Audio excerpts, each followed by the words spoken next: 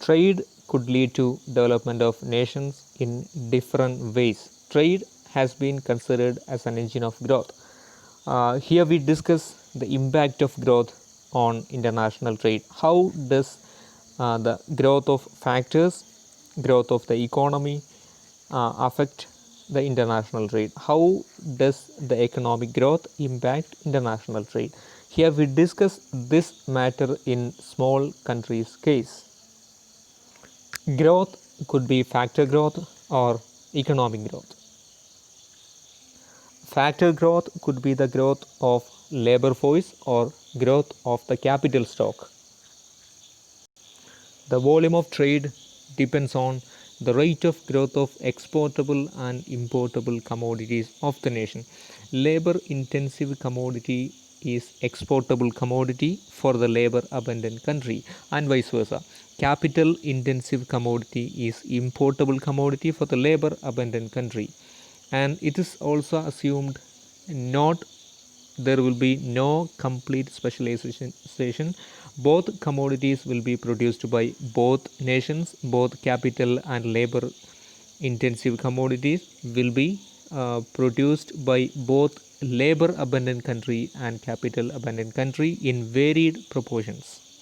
So here we will discuss how does the factor growth contribute to trade and welfare. Growth of factors could lead to growth of the commodities. That means factor growth contribute to the growth of production and growth of consumption. Here we have two commodities, commodity X and commodity Y. Commodity X, suppose it is a labor intensive commodity. Commodity Y is capital intensive commodity, and nation 1 is labor abundant country, nation 2 is capital abundant country. So nation 1 is specialized after the international trade. Nation 1 specializes in the production of commodity X, as it is the commodity which is produced by more by the abundant factor of nation 1, that is labor. So when growth of commodity X is more proportionate than commodity Y, that means commodity X is called pro trade, as it is produced by the nation 1's abundant factor. So whatever produced excess in nation 1 after the factor growth of labor, after the growth of labor in nation 1, production of commodity X, which is labor intensive commodity, it will be produced more. The excess commodities will be exported by nation 1 to nation 2. Nation 2 is a capital abundant country, nation 1 is a labor abundant country. So that means growth of commodity X after the growth of a labor force will be pro trade, as it will enhance the export of commodity X by nation 1 to nation 2. At the same time, if the growth of commodity X is less proportionate than commodity Y in nation 1, suppose capital stock in nation 1 multiplied without any change in labor force, so it will cause for the growth of production of commodity Y, capital intensive commodity, in nation 1, which is a labor abundant country. So that will be an anti-trade, as the production of exportable commodity did not increase. At the same time, production of importable commodity increased. That means it will not increase the export. At the same time, it will reduce the import of commodity Y. This is anti-trade. At the same time, when growth of factors and production of commodities are moving in equal proportion, both commodities are neutral. This is neutral trade. So pro trade is the positive trade impact of growth of factors on trade. So production is called pro trade when the production of exportable commodity is happening more than proportionately than the importable commodity. That means Labor has multiplied in nation 1. Labor stock has increased in nation 1. The production of exportable commodity like exportable commodity of labor intensive commodity increased in nation 1.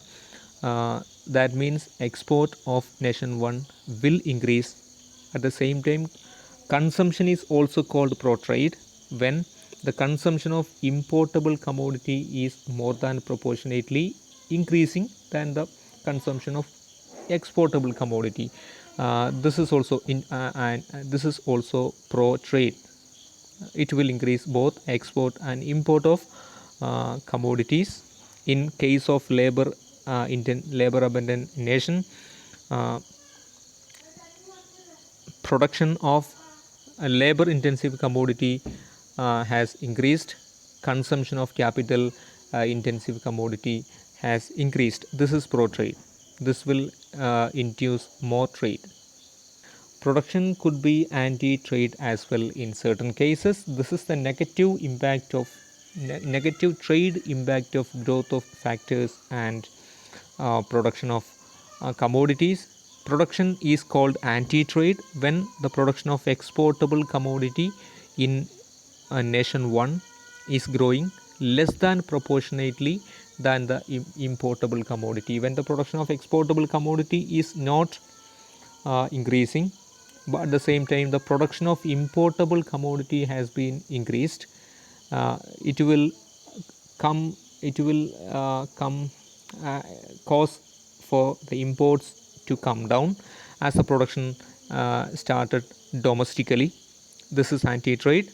At the same time, consumption is also called anti-trade when consumption of importable commodity is growing less than proportionately than the consumption of exportable commodity. Consumption of exportable commodity is increasing. That means the export of exportable commodity will come down as the domestic consumption is growing rather than uh, importable commodity. So this is also anti-trade. Commodity, the growth could be neutral trade as well in certain cases. This is the neutral impact of growth of factors on trade. So when will it happen? This will neutral trade will happen when growth of production and consumption of both commodities, labor intensive commodity and capital intensive commodity, are growing in equal proportion. That means this is both importable commodities and exportable commodities are growing in same direction. No change will happen in trade. Trade volume will not increase as both consumption and production is increasing. For example, take the case of exportable production and consumption of exportable commodity in nation 1. Nation 1 is a labor abundant country. When the production of exportable commodity increased by 10 percentage, consumption of exportable commodity also increased by 10 percentage. Then there will be no impact net in case of exportable commodities export. Similar is the case for importable commodity in nation 1. Importable commodity in nation 1 is capital intensive commodity. When the production and consumption of capital intensive commodity in nation 1 is growing in equal proportion, that means production of capital intensive commodity increased by 10 percentage in labor abundant country 1, nation 1. At the same time, consumption of that commodity also increased in nation 1 by 10 percentage. Then there will be 0% impact on the export and import of capital intensive commodities. That means neutral trade will happen when production and consumption of both type of commodities are growing in equal proportion. This is a neutral trade. Now let's look at the impact of growth of factors and economic growth on trade and welfare. So here we have a diagram of two panels. There are two panels, one in the left, one in the right. Look at the left panel of the diagram, where you can see commodity X is measured along horizontal axis, commodity Y is measured along vertical axis. Here we discuss the case of nation 1. Nation 1 is a labor abundant country. Commodity X is a labor intensive commodity. Commodity Y, which has been measured along vertical axis, is an importable commodity of nation 1. It is capital intensive commodity as well. So commodity X is the exportable commodity of nation 1. Commodity Y is the importable commodity of nation 1. Before economic growth, before the growth of factors could happen, that means before labor growth, labor stock, labor force increased in nation 1, 70 to 130 is the production possibility frontier before growth happened. After growth happened, 80 to 270 is the production capacity, production possibility range. So before growth could happen, the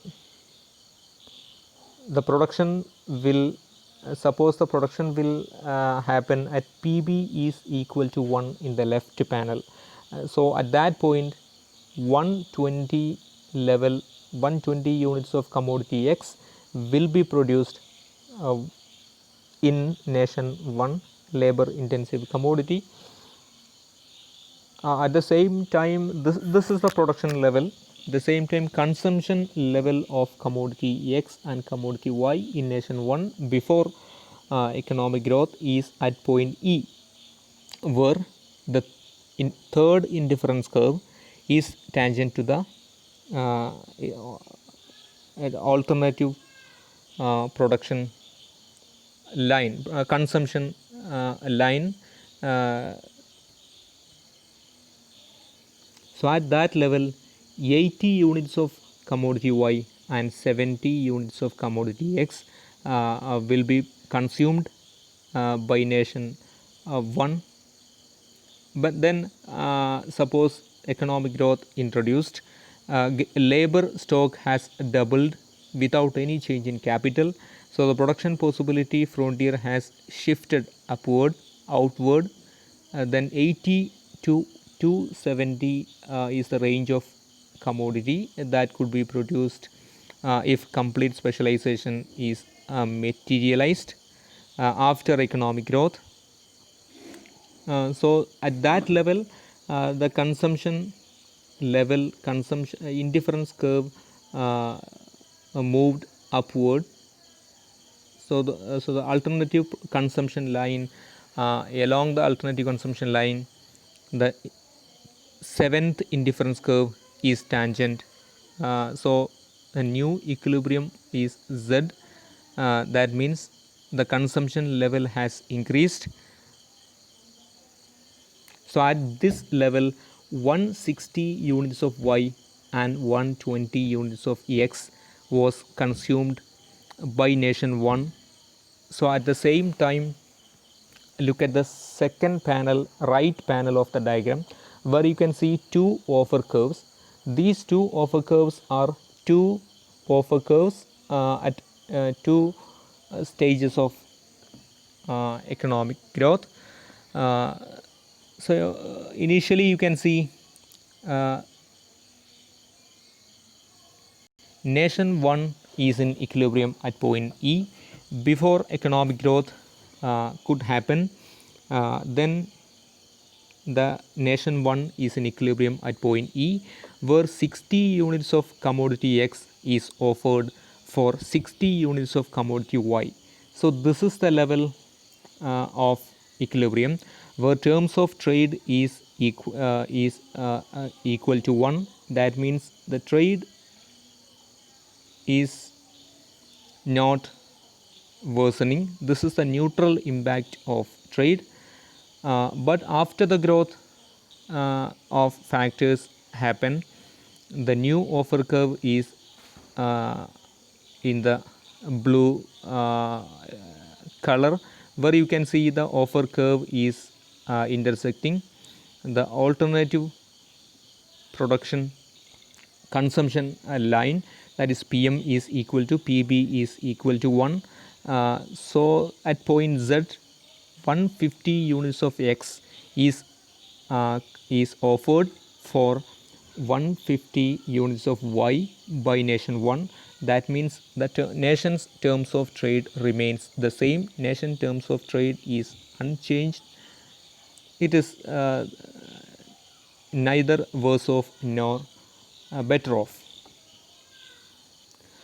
Point Z in the left panel of the diagram, where you can see at point Z on indifference curve 7, 160 units of Y will be consumed.